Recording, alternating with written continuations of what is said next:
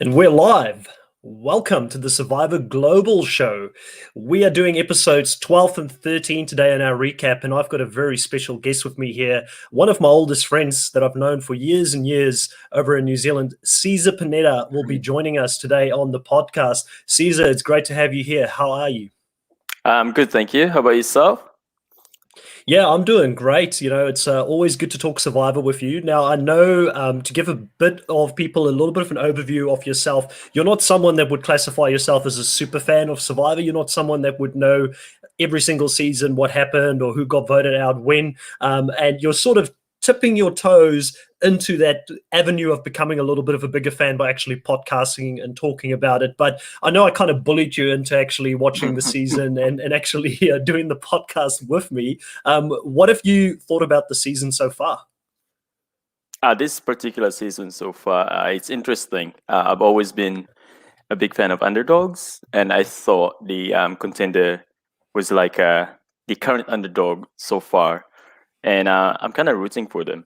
But yeah, I do like the dynamic of like when the split happened for both the tribes, and then the champions in this side had to became the underdog, but then the contender on the other side became the underdog. But it turns out that both tribe champions are dominating regardless on the divide. So yeah, I'm kind of rooting for the contenders for now, but yeah, it's not good. It's not good so far. And listen, I get what you're saying in regards to this.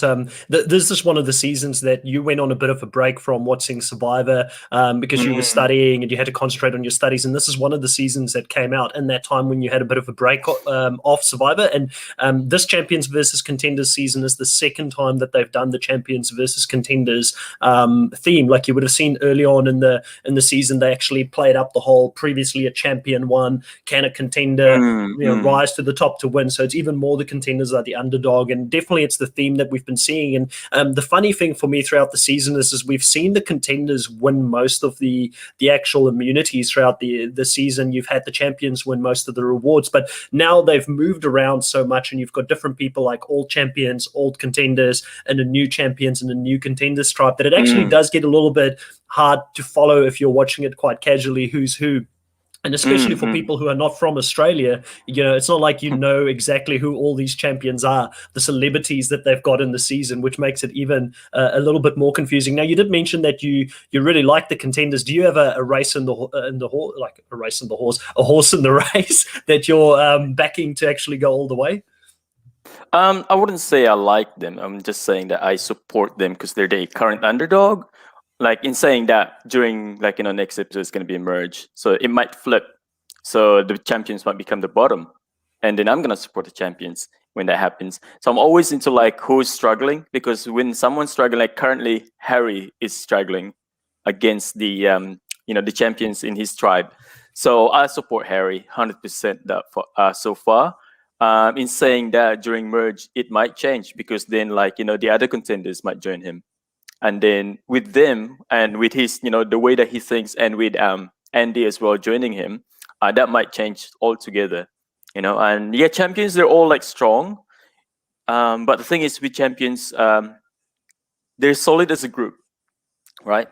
The only one really that I could see that's actually trying to like working and make wanting to win is there's only like less than a handful that I could pick that's actually wanting to win in the group. And saying that it's probably the same with the contenders, but I haven't seen them struggle as much as there's only two people I've seen so far, and funny enough, they're both from. I mean, one's from champion, one from contender, because they're the only one really that became at the bottom. But regardless, they for me, champions so far has got the upper hand, because like with the champions tribe, the current champions tribe, there's two. Just Luke and David. Mm-hmm. Um, for every vote since the split, it's always a contender going home. And then in the new contenders tribe, it's always a contender going home. So champion is dominating in both tribes right now. So that's what I'm That's trying to say. So contender right now is at the bottom. both tribes, and I'm kind of rooting for them. But if that ever flip, I'm probably gonna, from merge going forward, probably gonna start having to pick who I'm rooting. So far right now, I'm rooting for Harry Yeah. to go far. David, because he's working really hard to Yeah. to get to her, but he hasn't really struggled as much as Harry. Not Yeah. anyway, because he's only been put in that one spot. So far from what I could tell, and no Yeah. one's really No, I hear struggling you. against. Yeah, no one's really I struggling hear as you. much as those two so far. Anyway, like Janine has to play her idol because she was in danger with Harry voting against her, and Luke played his idol because he thought he was in danger too. But no one's really in danger as far as Harry, as much as anyone else, in my opinion. Yeah. Anyway, so Yeah, like I mean, if you looked at the season, I definitely was nervous for Luke and David going into that tribe as a bottom two, and there were 7 previous contenders and only 2 champions. So I thought that them surviving and being able to survive as much as they have, that should be looked at as something impressive and something that you don't see in Survivor very often. And I think it does come down to, I wouldn't say that they're not struggling. I think that Luke and David are just very, very good players in Survivor, and they've got very strong social games, and they've been able to break in. But there is also the difference in the dynamic with the 5 people from the Champions tribe that went over to join the new Contenders tribe.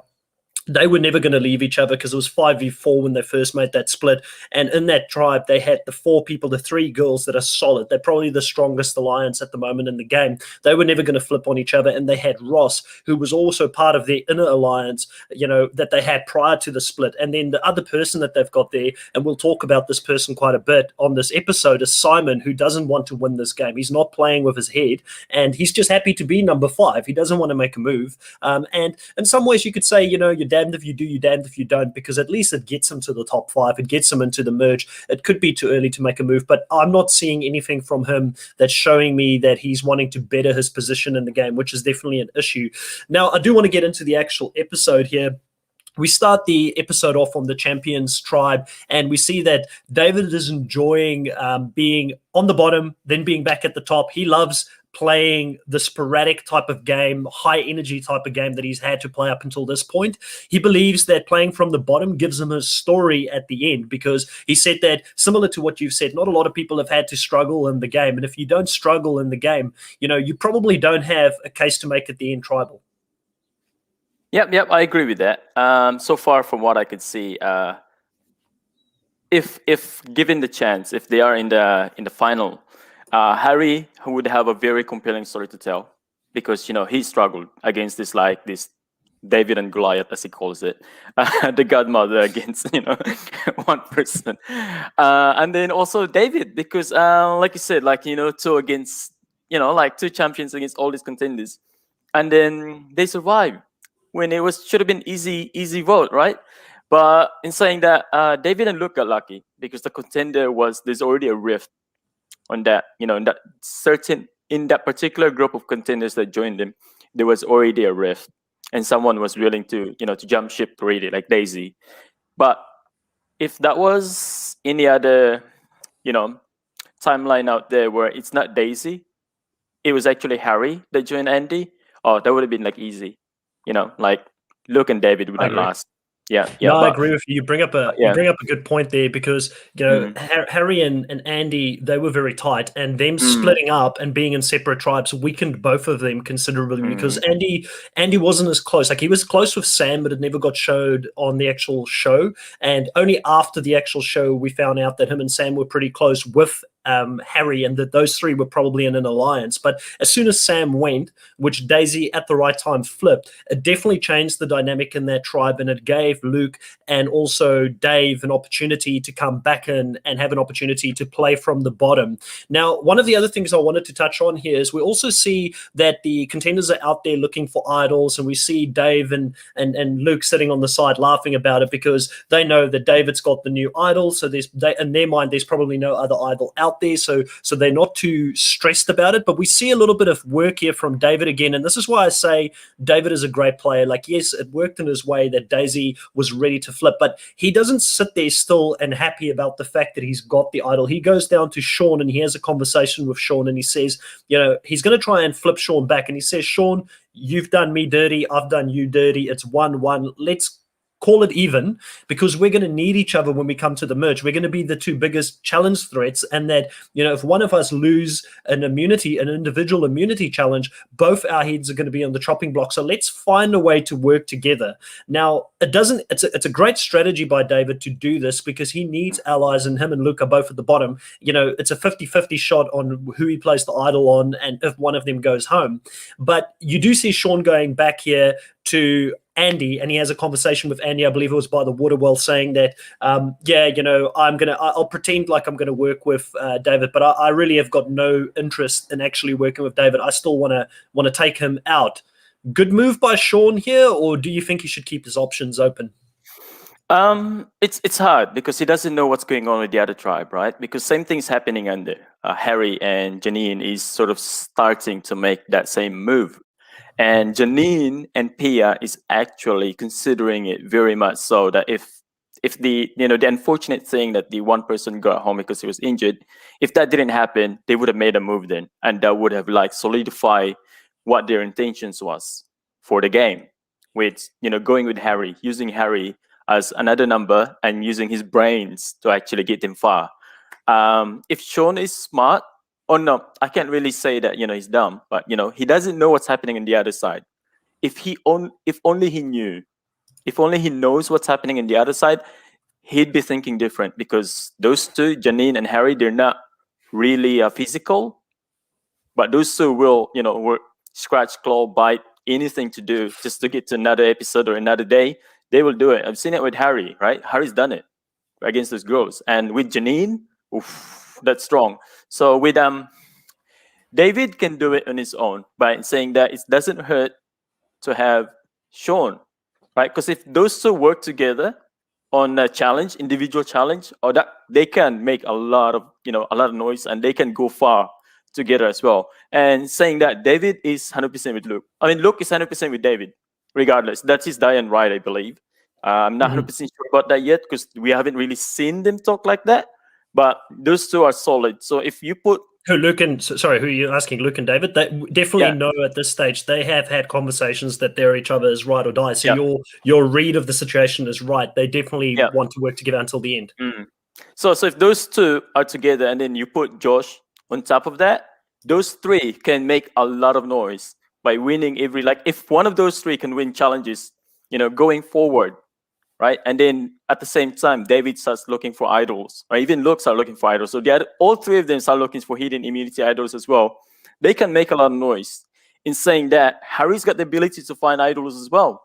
So, Janine, Harry together, plus the girls, and then Josh and David, plus with Luke together, and maybe some people as well. I can't really tell, because the thing is... So in short, what you're saying is Sean should have kept his options open, and by shooting David down here, he's not... Because that's kind of how I'm reading it, as I'm thinking to myself, Sean's just really dismissive of David's plan here, where David's saying, let's keep our options open. He doesn't outright shoot David down, so at least David still thinks he's willing to work with him, so I guess it's not too bad. We just see his true intentions when he talks to Andy about the fact that he doesn't want to work with him. Now, the next part of this is we move on to the reward challenge, right? And in the reward challenge, there's a little bit of a conversation there in the beginning. Everybody is extremely surprised to still see Harry around.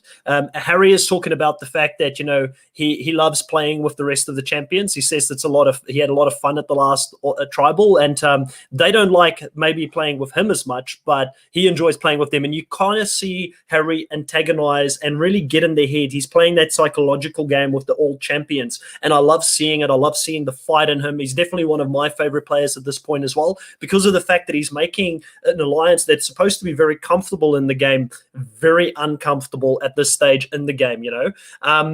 Also, one of the things I guess I kind of skipped over because we spoke quite a lot about the champion side of it. Just pre this reward challenge, Harry does go out and he notices that there is obviously another idol that needs to be hidden somewhere. Harry needs to stay calm while everybody is around the camp, and he figures out that with the clue that he finds that the idol is actually quite close to the camp itself. And just before that, he actually does snatch it when everybody is not noticing, and very strategically puts the flag in front of the shelter while he snatches it. One of the things that stood out for me here is while Harry's going out and he's idol hunting, Ross is the only one in the old champions tribe that is saying, hey, we probably should follow this guy because he's out in the bush looking for an idol. And he's mentions this to Simon, and Simon's just saying at this point, yeah, probably, or yeah, or something like that. But he doesn't actually follow. He doesn't actually do anything, showing a bit of laziness there from Simon in the camp, I thought. Now, the reward challenge itself is for chicken parma. And we've been hearing from John the whole time that he would love to have a Mexican chicken parma, and he's been dreaming about it. So this is a challenge really for him. But I thought this challenge was pretty brutal, to be honest, because, again, they're using those towers of death. They've been using it quite a lot in this season creatively to do different challenges around it. But what really would have freaked me out in this one is they have people blindfolded, walking a plank or crawling on a plank to get the rings. And we do see quite a few people fall off these planks and off these planks into the water with either their face first, flat on their belly, or on their back. So it's definitely an injury waiting to happen. So, but at the end, it is quite an insignificant challenge in the sense that the champions completely blows the old contenders out of the water, and they win the challenge. Now they can choose one person from the contenders tribe to come with them, and they choose Harry. Well, that's the thing, because it's working for Andy, just doesn't realize it, because I bet you if the one calling the shot would be Andy, he'd be doing the same. He'd be wanting to have a speak with what's his name, with Harry as well. But it's just so it just works for Harry, he didn't plan for it, but it worked for him. So the actual challenge himself, like you said, they putting yourself in a blindfold and having to go to that ring, untie it, and throw it away. I'll be like with Pia as well. Like, if you put me in that situation, I'll be like, oh, guys, I'm gonna try. I'm gonna try, but just being blindfolded and trying to do that, I'm gonna try, but don't no promises. I can't do it, maybe. But I do like the challenges. I do like every challenge that they're making, because you can actually see people, not everyone is going to be busy challenge. Even though as much as I love to see Matt having to do more, because I know he's physical, I know he's physical beast, and oh man, it's frustrating to watch him frustrate himself too, because almost every episode he'd be like lose again, but yeah, it's sad that that Matt was it wasn't his time to win this round. Maybe he come back, maybe he won't, we won't know. But I would love to see Matt back again and be able to actually show that he's a challenge beast. And because almost every time that he lose, almost all of them, it's almost always somebody is scared or is slow, and then you can see in his face, and then to a point that he would say, just don't think about the challenge, just do it. I mean, just don't think about the reward or winning, just do it, and then you see him give up, but you can also see he's frustrated. He's we could have won. But obviously he can't blame them, but it's a game of survival, you gotta blame people. Towards the end, exactly, but you gotta root out the weak blood, just Urgh. But when it comes to that particular challenge, so they picked Harry, right? So they picked Harry. I want to move on from the challenge itself, because the challenge was a bit insignificant. It went pretty quickly, and it's only a reward challenge at this stage, so we're not talking about the immunity. But they pick Harry, and very smartly pick Harry, because Harry, at the end of the day, is the person that they've identified as the person that is the most in the outs with the rest of the tribe, right? So they know that if Harry goes back with them to the reward, that they can talk up to Harry about what potentially is going on in that tribe. They can find out a little bit more about the dynamic and the alliances and things like that. And Harry's spilling the beans at this stage. He's a bit frustrated because he feels like he had the perfect plan, which we discussed in the previous episode. He wanted to have, because they had 3 votes on him, 2 votes on Casey, I believe it was at the end. So if they had Casey and himself vote together for someone else, that person would have gone home. They would have actually had the majority with him playing as idol. But Casey backstabbed both of them and voted against them. And this to me is just, I'm flabbergasted by the fact that Casey voted against Harry when she knew Harry had an idol. And I kind of missed that the first time a little bit, but why would you do that? Because she knew that. So to me, very, very, dumb play. Not her as a person, but the play itself is not something I can respect in this sense, because it got her voted home, and she probably deserved to go home after that move. And Harry's frustrated about it. Now, Harry talks about the fact that, the 5 all champions, they're as tight as can be. They are not turning on each other, and him and Matt's next on line to go. With this whole conversation, it gives Luke and Dave a lot of comfort in knowing that they've still got a family to go back to, as they believe when they go to the merge, they can jump back to the old 5 champions and potentially have a majority if they can continue to stay safe and actually make it to the merge. Andy, again, is the one person here that is reading the whole situation correctly, and he talks to Sean and also Harry on the beach, and Andy says that we need to throw the next challenge to have a chance at actually doing this. And it seems like Andy was the only one that really understood this in that Contenders tribe. Yep, that's true. Andy, oh man, I wish he and Harry never split. Because if I could just imagine them doing a lot of damage if they've never been split. Yeah, you're right. So Andy's the only one that could read it, and it sucks for Harry because as much as he would love to spill that, he's at the bottom. David and Luke is there, and David and Luke, they are champions through and through, and they will go back to the girls, But obviously, David's keeping his options open in saying that regardless if he is with the girls, he's still going to be playing individually going forward from the merge to win these challenges, right? And if he works with other people who can also win challenges, then maybe that's something that you get 2 groups they can play together. So it's a villain move, but you got to do what you got to do to go forward. Andy. I just wish that he. Yeah, like, listen, I'll agree with you. Like Andy, it's one of the things where Andy, like I think we've touched on it quite a bit here, and you've touched on it a few times already. He's Michael Jordan without Scottie Pippen. He doesn't have his right hand person there at the moment, and it makes it really hard for him to do moves because his reads on the game are correct. He knows strategically what he needs to do, but for some other reason, like he's coming across, like David says, he's a slime ball and he lies and all this kind of thing. And Daisy doesn't fully trust him, which makes Shaw not fully trust him, and he just can't work his way back into that tight knit Contenders side there. But it's really evident because just before we go into the immunity challenge for this, because obviously we're going to talk more about the fact that Andy wanted to throw the challenge. This is probably the biggest part about the whole immunity challenge, because his read was right. They needed to throw a challenge to continue to have the numbers on their side, because I believe Matt and Harry would have not worked with the champions if they could get away there, because they've been treated like secondhand citizens in that alliance or in that tribe. So they would have wanted to move, I think, if they got to the merge together.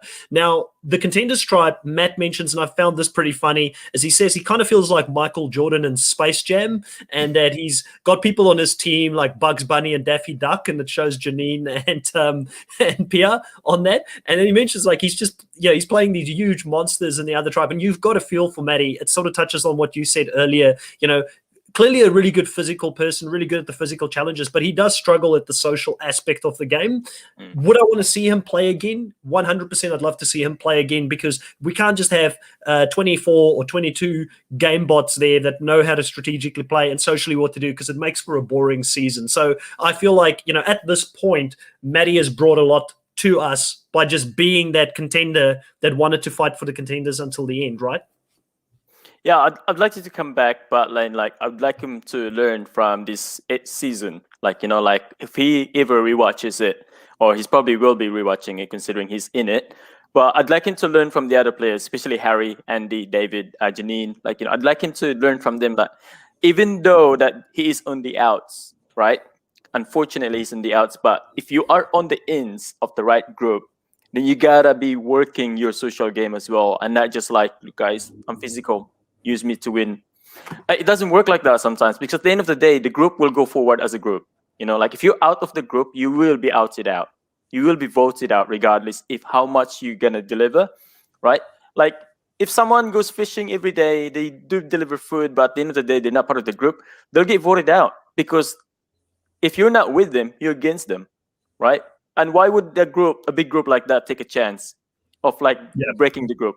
So you're always going to be voted out. And I do want him to come back, but with a better mindset this time. Just like look came back, and he's more into it, and I love it, because the first time, I wouldn't say he's not into it the first time, but he's more into it this time round. He's more like Andy thinking no one I knew think I want to that. touch on that. I want to touch on that with Luke because you bring up a valid point. Like Luke's first season, he was into it, but Luke's first season was all about making big moves, doing blind sides, going against the bigger alliances. But the one thing you hear Luke say, and he says it throughout this whole episode, is that you do have to be on the right side of the numbers, and that's the big difference in Luke's game this time. He realizes that he needs to be aligning with everyone. So even the people that are at the bottom perceived to be on the outside of that bigger alliances, he's building really good social connections there, because you just never know when you need that social capital to help keep you in the game. And I think that's the big difference that we've seen with Luke's game.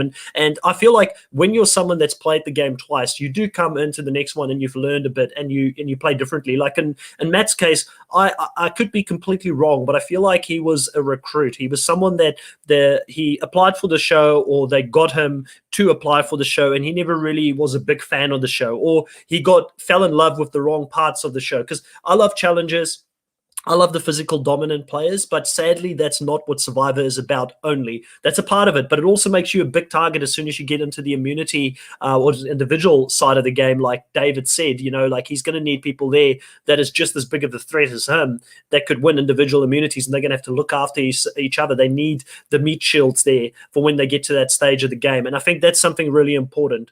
Now, I do want to move on to the actual immunity challenge. Throughout the immunity challenge, Jonathan asks Harry there in the beginning of the challenge there, was it like having a couple of beers with your mates when you went over to, like at the pub that you haven't seen for a while? And Harry's like, yeah, it kind of was like that. It was really good to sit down with the contenders. And he asks Abby as well, are you worried about the fact that Harry, has had this time to talk to his old tribe mates? And she says, well, we've kind of gotten close to Harry as well over the last time, so I don't really feel that bad. And I was thinking to myself, how confident can she be after they've treated both Harry and Matt like secondhand citizens from the edit, in any case, that we've seen? So how confident can you really feel at that stage, right?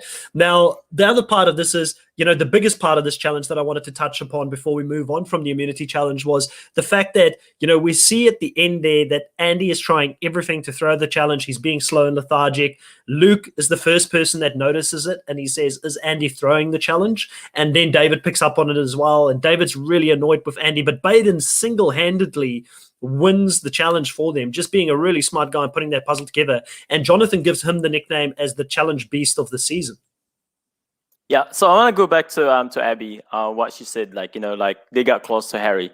I read that basically I read it just like you did, like she's too overconfident. Like at the same time, I also read that like maybe she's just throwing it off to the other tribe, like saying that he's not really in the outs, like he's actually with us. So then the tribe could be thinking, oh, maybe he's lying to us, like saying that obviously we know because we're the audience, but with the whole Andy, I was gonna keep going with it the last time when you talked about Andy. Yeah, when Luke came back, he's more into the game to a point that even when Andy tried to slow down the game and fail the game, fail a challenge, like Luke already knew straight away. He just like, what's this guy doing? It's like it's a challenge. It's an immunity challenge. You have to win. You can't just oh my goodness. I feel for Luke, and in saying that, David and Andy. Well, yeah, unfortunate. David and Luke. Yeah, Andy's in the outs in every group, regardless, and the only hope he's got is Harry on the merge. In saying that, though, will it work out? Because there's so many groups that you have to go against, and they're all in the outs in every single one of those groups. So they have a lot of work, between them to get the numbers. Because as much as they're good players and they're very good at the that part of Survivor, like reading the whole situation, strategy, and all of that. Strategy is good, but only if you have the numbers. Because if you don't have the numbers, reading the situation, but you still don't have the numbers, it's still not gonna give you anything. So they between the two of them, they have a lot of work to do to get these numbers back up on their side. Um, Yeah. yeah, it's frustrating to watch, but I do love the whole struggle. Like if you Yeah. put Harry at the bottom, Harry will claw himself back in just to stay in. I haven't really seen that with Andy. I would love to see that Yeah. with Andy. He's really good at reading the situation, but I haven't seen him like try to lash out, try to like. His game was like, oh, David was like the new like top guy. I'll be friends with David. Like I'd be like out there in the forest looking for an idol because I'm at the bottom now. I don't want to be comfortable. Like, Yeah. but yeah, that's what I love about Harry. The difference between the two of them is that Harry would go out there, get dirty to find that idol, and I don't want to be try to because it didn't work for him, right? Well, with Yeah. Andy, even though I'm able to be friends with David and Luke, and with the other people in the group, I'm still gonna be look for idols, because yes, the social aspect is important. Harry was not given that chance because Janine and all the girls was just shutting him down, not even wanting to talk to him. They just walk past him and they don't even look at him. So he has to go, look for the idol. Unfortunately, but given the chance, if they did talk to him, he will build on his social game. At the same time, he's still probably gonna be looking for the idol, because Mhm. regardless if you are like, you can never trust Survivor. Yeah. You No, I have agree. to You have gotta. everything in your disposal to get to the next day because Yeah. oh man, that's the most important thing. Because like being comfortable is the last thing you want to be. Like Yeah. one Hundred like I said, percent. Abby, like her answer to that is both ways for me. Like she could be like very overconfident, or she's just throwing it out there to throw off the other people, saying that he's not really in the outs, he's actually in the ins. But 100%.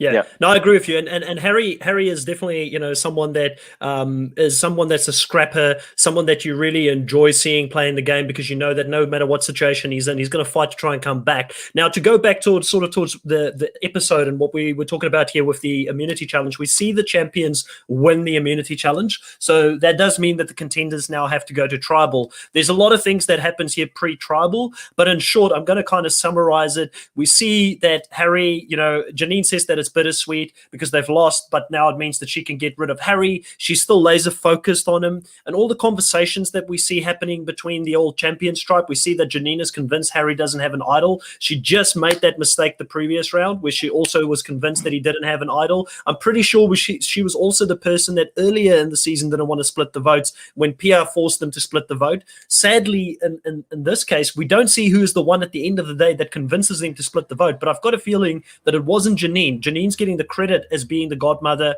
being the strategist, but I feel like Pia, from what we see earlier in the season, my money is on it because Abby is not thinking with her head in the game either. My money is on the fact that Pia probably got them to split the vote here, which ends up being a very smart move because we know that Harry does have an idol. Harry's trying everything. He's trying to talk to Simon, makes a really good case here with Simon to say, listen, you're on the bottom. Like, if there were only 5 people left, who would get voted out? And Simon even admits that before the swap, it would have been him. So he probably is at the bottom. So Harry makes a really good case here to say, like, listen, you could come to us, which is one that he also makes at the actual tribal council. When he gets the opportunity, he says that, listen, you can either be at the mercy of these 3 girls or you could join me and Matt and be part of a 4-person alliance with no dominant group because we're a pair and you're a pair in that group, and suddenly you're in a top 4 instead of a 3. And he's trying everything. So Harry's not just someone that goes out and does well in finding these idols. He strategically is fighting and clawing his way from the top, which, we've given him a lot of love in this episode. You've especially, Caesar, have given him a lot of love, and I agree. He plays a really, really good game. But at the end of the day here, it does end up being that he plays his idol, which makes them, vote for Matt, and Matt is the person with the second highest amount of votes, and Matt gets voted out of this tribe because it's a 2-2 equal between Pia and Matt, and then there's a revote. So as soon as the revote happened, we knew that was going to happen. And another funny thing here is that Janine was really nervous to the point where she burned her idol as well. So a lot happened here in the tribal, right? Yeah. So basically, I could be wrong, but I think it was Matt who actually talked to Simon I could be wrong, but it was both Harry and Matt present at the time. But I think it was Matt who actually presented that to Simon. But my memory could be wrong on this one. But yeah, you're right though. Like Simon giving that chance to actually, change the whole dynamic. And Ross kind of like jumped. I wasn't sure. Like, Ross saying like, "Oh, I do like to stir the pot," but it didn't really. It would have been cool to watch that happen. But unfortunately, the vote was, Janine has her idol, Harry has his idol, and then the vote was like Matt and Pia. And after that, we both know that it's gonna happen. But it would have been, yeah, like with Harry, like I said to you earlier before with Andy, like, he can't just be comfortable and like just because you think that the other guy is with you now, it doesn't mean that you gotta stop working. Like with Harry, like he finds idols, he talks to people, even though you don't want to talk to him, he will find a way to get that plant seed, that seed planted in their head. Like you're at the bottom, but with us here, you're on the same level with us if you come with us, because there is no hierarchy with us when you're at the bottom. Everyone's at the bottom. We both all have to equally fight to get to the top. When Vidus grows where he is now, he is obviously at the bottom because he is like in the outs of that alliance of 5 before the merge. I mean, before the split.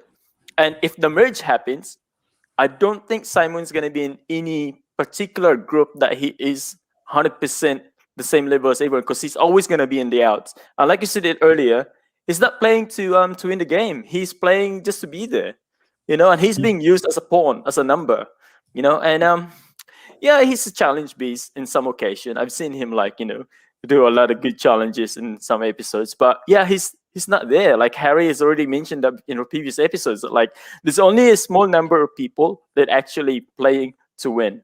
And from what I can see so far, Harry, Janine, like Pia, like you said, but I won't put Pia there yet because I haven't seen a lot. You could be right that she's the one who mentioned it. So from what I can see so far, David, Harry, Janine, and Andy is playing to win the game. Not all of them is winning. As we know, Harry and Andy is kind of like at the bottom, but they're playing, right? And the next people that I would say is playing to win the game would be Pia, Josh. Or was it Josh or like the one with Daisy? John. Yeah, John. Yeah, John. And the guy Josh, the one that they stole from the other guy. Yeah. Oh, is it John? Are you talking about John, the one with the mullet and the moustache? Big guy. Sean. Yeah, Sean. Yeah. Oh, yeah, that's okay. So Sean, John, Pia, and what's his other name? I've forgotten his name. But anyway, they're like the second group that I would say is actually trying to also play the game, but not on the same level as those other ones I mentioned before, because we haven't been given the editing. We haven't been given a lot of views from them of how they are thinking outside of the outside the editing. But So I get you, and I think just sort of to move it on here from the trial, because we still got the second episode we want to talk through as well. Going into the second episode, and I agree with you, definitely there's a lot of moving parts there, and there's only a few people that are definitely playing the game at this stage. But we see the second episode starting here, and we have John, who is the guy with the moustache and the mullet, just in case you've forgotten. He's loving it being out in Fiji. He's out there fishing with the boys, and you see a little bit of this is one of the things I love about Australian Survivors. We get these little moments that they go out there and do things that aren't necessarily related to winning the show, but it gives us human moments of what happens in camp every day. We don't see this very often in Survivor US anymore. And Andy mentions that, he's loving it. It's a little bit of a time for them to kick their feet up and relax and not think about the game as much. But as soon as they get back to camp, he's back in game mode. And he knows that he needs to send one of the contenders home. He also says that he doesn't think anybody knows that he threw the challenge. But at the same time, we see Luke and David talking about the fact that they're very annoyed with Andy because he tried to throw the challenge and he's not getting one over Dave and Andy, because Dave and Andy are two of those people that you keep talking about that are playing the game to win it. There's only a few that are playing the game to win it, but they're playing it. They're in it. They're seeing it. They're like, Andy, you're not going to pull the sheep or the wool over our eyes. We know what you're doing, and we're not going to take it. So it's really good stuff here to see from both Andy and Luke. Luke is also now seen again for the first time in a while. He's getting more confessionals because he's been quiet for a while in these episodes. We haven't seen much from him, but he's saying that, he feels like him surviving at this point must mean that he's one of the luckiest men alive at the moment in the game to still be around. And he says he's going to start creeping and he's going to get Andy. Andy, he mentions, and I wrote this down, he said, Andy is a little slimy grease ball, and he's going to get him. And I love how he's like, I'm going to get this guy, and he hides while listening to Andy and Baden having a conversation. But very smartly at this stage, he knows that Baden is kind of on the outs with what Andy is thinking because Baden didn't want to throw the challenge. Andy did want to throw it. So we again see Luke here using that social skills, going and talking to Baden on the beach, saying, hey, I really appreciate the fact that I know that I wouldn't have been here if you didn't make a swap earlier in the game. So he's using that again. And Baden is saying, I'm a fan of you. I saw you play the first time. I did want to play with you. So he's using that survivor celebrity status quite well to get Baden roped in with him and build a further alliance with him. And I think he's saying to Baden that, listen, we could look out for each other come merge time. We could work together. So all good stuff that we're seeing here from Luke, right? Yeah. This is the one that I'm talking to you about earlier, where Luke has matured from his previous season, because he's not just shutting down anyone. He is working with everyone that he could find. And the thing is, Luke is probably the one that has got a lot of small groups within his reach. So he's got the previous contenders that's in the champion stripe now. He's got the old champion stripe, and within them, he's probably got a small group within these groups as well that he could hey, you and me, we're going forward, like him and Baden. The problem with Andy is that he knows what needs to be done. He needs to throw the challenge. They need to get one of the boys out. So Luke or David. Problem is that he did not tell anyone else. That was the big problem, because I do understand where he's coming from as well. What if the people that he's going to tell is going to go against him again?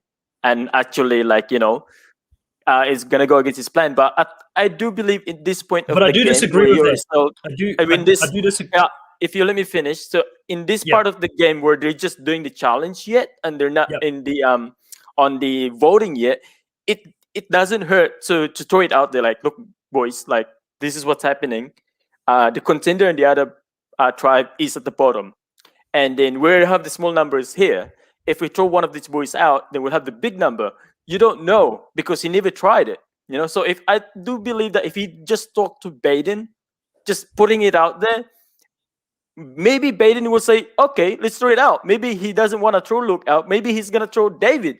That's a choice. I mean, that would have been a choice that Andy would have been like, okay, let's do it. But because he did not tell Baden, obviously Baden won the game for them, right? So he kind of cut himself off unintentionally because he doesn't want to share.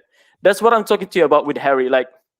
If Harry's got a plan. Okay, I want to stop you just before we go back to Harry. Just before we go back to Harry, because we've given Harry all the praise this episode. We don't need to give him any more praise. I want to get back, and I want to stay specific on the Andy stuff here at the moment. Andy did speak about the fact that they need to throw the challenge in front of Sean. So Sean's the leader of that alliance. He said that in front of him. So I find it very hard to believe that they didn't talk about it as a group after that conversation, because Harry was on the beach on the reward with Sean and also Andy, and Andy openly said, well, that means we need to throw the next challenge. So I feel like that conversation must have happened, but Baden still wasn't keen on it, or they told him in that group, it must have happened off camera. They said, we're not throwing the challenge. We're not agreeing with you, Andy. But I don't feel like Andy completely went rogue here the way that, because even when Dave's asking John, the guy with the mullet and the mustache, asking him, listen, is he throwing it? John's playing a little bit, no, I don't know. He's playing a little bit. And I didn't feel like John's answer was very authentic. I feel like John was trying to hide something there. So clearly more people knew about this than what the show actually showed us at the end of the day. And Baden, I think, did his own thing. And I think the one thing you're right about is that Baden and Luke does have a really good relationship, which we're now starting to see a little bit more of in the episode. And that probably saved Luke, to be honest, because of the fact that he's built this relationship with Baden on the side. Because I don't think Baden was in that inner group right from the start of the season. I think he was kind of in the outer group in any case. So he's still trying to work his options. I don't think he's necessarily overly loyal to Sean, overly loyal to Daisy or any of those guys, John, because he knows that Daisy, John, and Sean, those three are very close, and he's probably in the outs of those ones. So I feel like Baden's playing a very smart game at this stage as well. Now, I do want to move on to the Contenders tribe, though. On the Contenders tribe, we see on day 27, Ross is saying that he's loved being on the beach. It's a great cleanse for his soul. He goes and he takes a little bit of driftwood and he tries to surf on it, which was a really funny scene because clearly the drag on it would be horrible in the water trying to surf on a bit of driftwood. So he just goes straight into the water. But just being the kid that he is, he wants to go out there and do some surfing. So a really funny moment. Harry is really down at this stage because he mentions that Matt's his best friend. He's down. He's the only one now left in the new Contenders tribe. So he probably thinks that he's next, which is very accurate.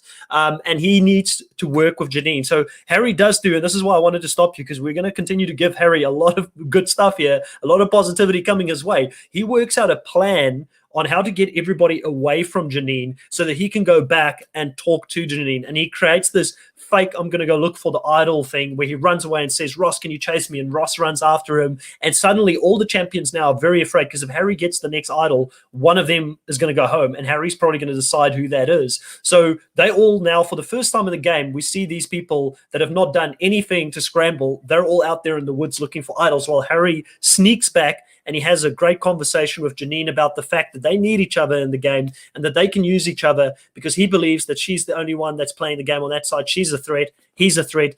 They know people on different sides of the alliance. Great moves here by Harry overall, right? Yeah. So this is the one that I mentioned to you about earlier, where David approached Sean, and Sean shut him down. But then, if he only knew in the other side that this is also happening, then I do believe maybe he would change his mind about like you're just shutting down David. Because if Harry and Janine do combine if Janine do take on Harry to join their group together, and with Andy, because I'm pretty sure Andy and Harry is gonna work together, they could make a lot of noise. But I don't know about Janine wanting to work with Andy though. We don't know yet because the merge hasn't happened. But I do feel like Janine would be more loyal to the boys than with Andy or with Harry. But with Harry going forward in the merge, if Janine do want to go that way, they can make a lot of noise. And David is also kind of predetermined, kind of saw it coming in a sense that he is going to be on the outs if he's just working to win individual challenges because he's going to become a target. Regardless if your old tribe is supposed to be with you, you become a target if you keep winning challenges.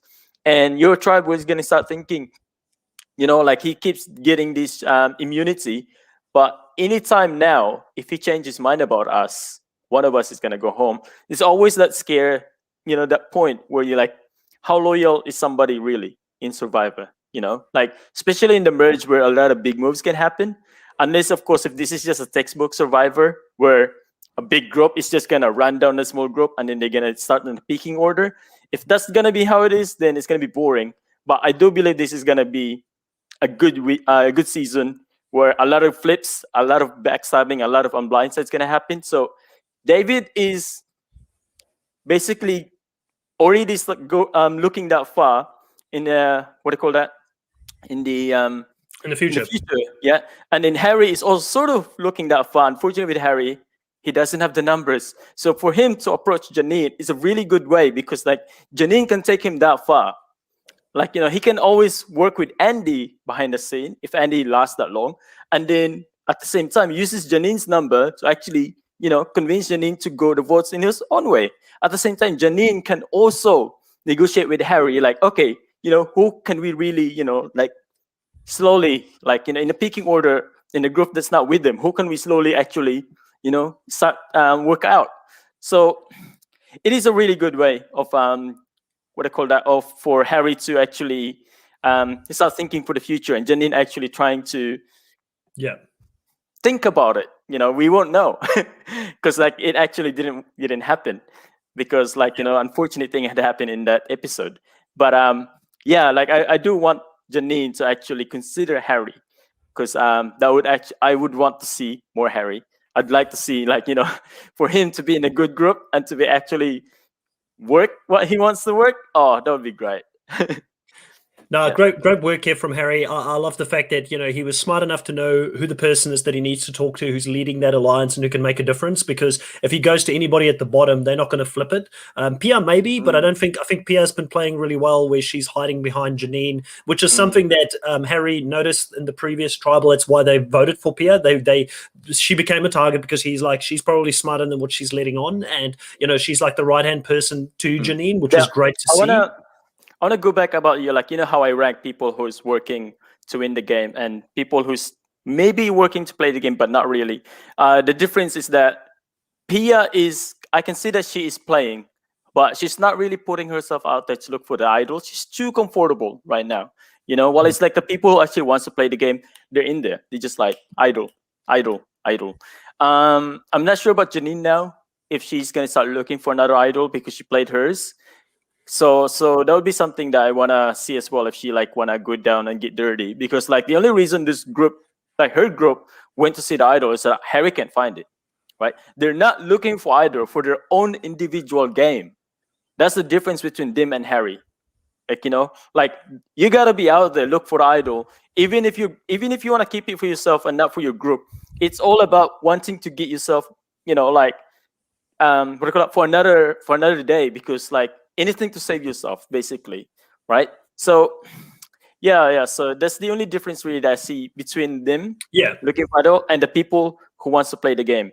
Like what is the reason why you're looking for this idol, to save the group or just to save yourself, or to get your game farther, or just to vote someone out.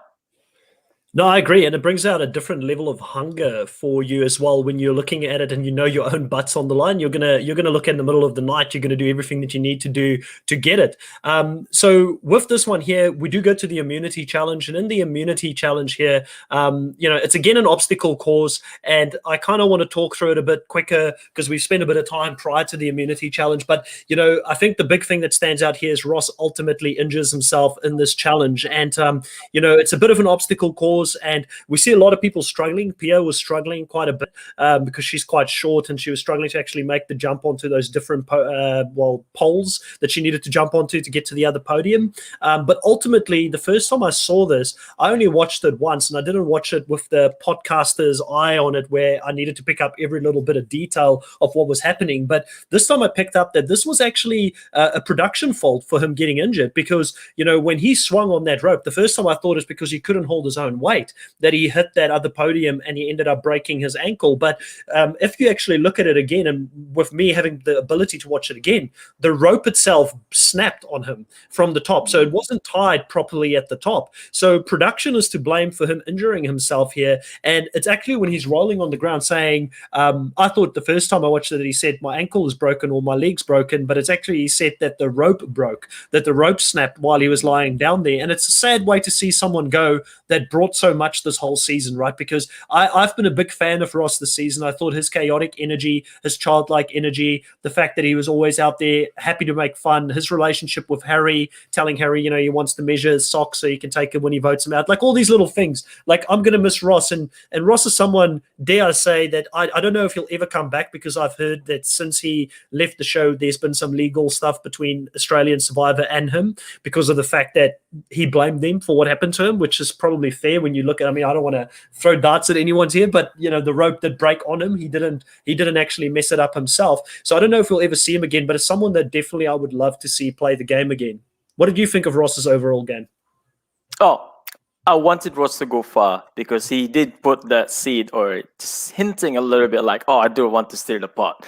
I'd love to see him go far and then be with the girls, and then suddenly like, you know what, I want to go this way now because you guys bore me. I want action again. I wanted that. I really, really wanted him to go far into the merge and actually be the person that gets swayed, or actually decides to go like, oh, someone give me this idea. Like if somebody like Andy or Harry comes forward to him in the merge and say, hey, we want to go this way, and then give their case to him, and then he decides, you know what, I want to go with you guys. I really wanted that to happen. Unfortunately, yeah, he's out, and yeah, I do want to see him in the future again, but I'm not sure if he would like to come back into the game to play the game. That's the difference with like, cause he came to a game and yeah, like you said, like he's a good TV, he's good entertainment. Like trying to surf with with a really flimsy board Yeah, and be a child, just be a good person. Like being around the camp, just be good at everything. Just like just bring that positive. Like trying to comfort Harry, like even though Harry's pretending, but he still got that genuine care. Like like, oh, he's sad. Like like yeah. you can't just ignore somebody like that. If it is true, they're genuinely sad. You can't just like ignore it. But I like that about him, and I do wish that whatever it is between them and the production can get sorted out so that he can come back. But we don't know. We don't know. Yeah. Wishful thinking, right? Wishful thinking.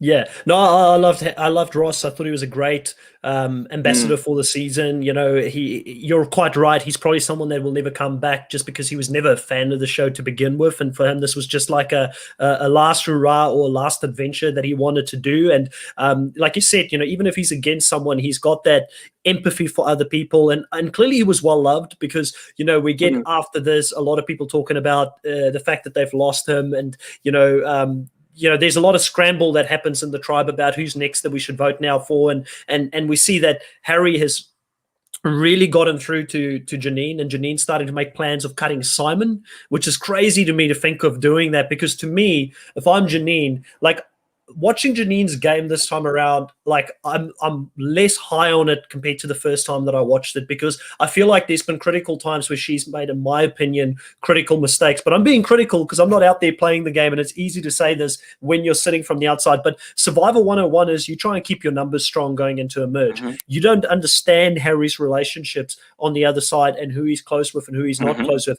And she says Harry's a big game player. He knows the game, so that's someone she wants to keep there because it's another big target. I get all of those things, but when you're looking at Harry, who is a snake, who doesn't care to lie, who can find idols, or you've got Simon, who's like the puppy, the loyal puppy, man's best friend, that will always do what you want from him. He will never turn his back on you. He will never, even if he knows he's next in line, he's not going to betray you. To me, it's an absolutely dumb move by both Pia and Janine here to try and go against Simon. And luckily they get saved by the Survivor gods, because there is no tribal, because they would have made a huge mistake for their game mhm. if they voted Simon out. And I did feel for Abby, and for the first time we're seeing a rift develop here between those three very tight people in that alliance, where Abby is, you can clearly see on her face when they're talking to her and they say we should turn on Simon, she is not on board with this. And this is Pia and Janine that's happy to do it, and they are happy to force it by voting with Harry if need be, and Abby doesn't have to go against Simon. But I feel like this is the beginning of the end for that alliance as well, because now Abby is seeing that they don't care about cutting people in their own group. And the one thing that Abby does say here that annoys me, that I will quickly put in there as well, is that he's one of the good people. I hate it whenever they bring that up in Survivor. Oh, we're the good people. There is no such thing as good and bad people in these games, right? It's just your point of view. Yeah, you're quite right about that being good and being the villain. Like like unless your tribe's name is villain and good people, then yeah. But yeah, I do understand where you're coming from. But I guess I was semi biased to the fact that I am always gonna support the underdog. I want Harry to go far because he's the current underdog. But in saying that, during the merge, it might flip. Then I But is might it a start good move for supporting the Janine? girls. Is No, it a it's not good a move good for move for Janine? her. You were quite right. It's not a good move for her because of the fact that, yeah, you'd rather keep someone that's gonna be with you towards the end, regardless if they're the next one in line. Who was that guy? Russell Hand's nephew. Like, I Brendan remember, Hayes. yeah, Brendan Hands, and I remember his season with the US Survivor, where our coach has got like this picking order, and he told everyone this is the picking order in our thing, and then Brendan's like, I'm next one in the line. Yeah, vote me out because that was the plan. Simon's gonna be like that. Simon's gonna be like, I'm next on the line. Yeah, vote me out because that was the plan. He's gonna be like Yeah. that if he stays with the group. But yeah, you're right. You're right. From, Janine. from a TV show, from a TV show perspective, I'm glad that Harry's starting to make inroads because he's good TV, and I Mm, want Harry to mm, do well as well. But for me, sitting here as someone that podcasts about the show, I feel like I do need to look at each individual player's journey and what they're doing yeah, for their gameplay, yeah, regardless you're on right. who I like in the season. And for me, looking at it, I think that Janine and Pia is seen to be making a mistake here, and Janine has made a few fatal mistakes for me in her strategy going up until the merge, but she's been saved. Like some people say, you do need luck to win the show as well, and sometimes sometimes luck comes into play for people to, and the Survivor gods prevented her from making a mistake here. Now, the other thing that we did see here as well is everybody saying goodbye to Ross, and Ross at the end before he leaves the show mentioned that he wants Luke to win the show. So that makes me even more sad to see Ross go, because I wanted to see Luke and Ross be back together in that merge, because I know together he would have done some havoc with Luke, and Luke is someone that likes to create havoc and go against the grain, and I feel like those two together with David would have made for an explosive merge. So I feel like we as the viewers, we're poorer for not having him on the show any longer. Yeah, you're right. And during that, farewell with Ross, I wanted to see some sort of like whispering amongst the, amongst the champions and the contenders, because that was a rare occasion, right? You could hardly ever you get the chance to talk to the other tribe, especially when there's a split that happened beforehand. I would have thought they would start whispering at each other like, hey, this is sad. Ross is saying goodbye, but by the way, I wanted to see something like that. I wanted like exchange information and just like, oh, that would have been perfect. But unfortunately, maybe the editing, they didn't show it to us because it's all focused about Ross going, saying goodbye. Maybe later on, next episode, maybe we'll show it. Maybe there's a, some sort of twist. And then like, why does it happen? Because prior to that, they actually had a talk. Hopefully, but it's sad that like I said, I wanted Ross to go forward because he likes to stir the pot, and like you said as well, looks like to stir the pot. So that would have been a good TV with both of them. But it's going to be interesting now. Yeah. It's going to be interesting now, Caesar, because we're going into merge and it's 6-6, right? So we're actually going into a 12-person merge. It's 6-6. So, it's going to be interesting to see what happens in this next episode. Who's going to turn on who first? There's a lot of big game players that are making this merge. Like you quite rightfully said, Harry's a big player. He's somehow miraculously made it to the merge. Luke and David, how they got to the merge to me is still absolutely insane after being in the bottom the whole game. So you've got those three big players there, and then you've got Janine, who's starting to be shown as a bigger player. You've got the very tight 3-person alliance. Simon now becomes more important to the Champions Alliance because they've just lost one of their key people. I do feel personally that the Champions are a tighter unit than the Contenders, and I feel like that's going to come into play in the next episode. But, up until this point, it's been pretty good. Now, I do want to close the podcast off with a last question, and I want to ask you, Caesar, and I think I already know your answer here, but who's the person for you in the Contenders tribe that are playing the best game at the moment? Would it be someone that's name starts with an H and ends with a Y? Yep, 100% Harry. Second probably Andy. But on that group. So Andy for champions? No, because I'm talking about new Contenders. Oh, new contenders? Yeah, Harry, and the next one is Janine. Probably Pia, we don't know, because she's starting to like have her own opinion, and her opinion usually align with Janine, but that's her own opinion though, like saying like, oh, gun to the head, you've got to choose one. Exactly. Gun to the head, you've got to choose one. Yeah. Who? Yeah. Oh, Harry. Harry. Okay. Now, gun to the head, you've got to choose one in the new Champions tribe. Who would it be in the new Champions tribe? David. Okay. I think for me personally, I would probably go. I would go Harry as well. I've got to give it to Harry because he's really survived where he shouldn't have, and he's working really hard. I'm not going to go into all of the reasons because we've done that, I think, quite a bit. And then in the Champions tribe, I think Luke. I think Luke is playing a better game than David because I feel like David is too out there and everybody knows about him. There's a lot of people who want to. Sean's out to get his blood.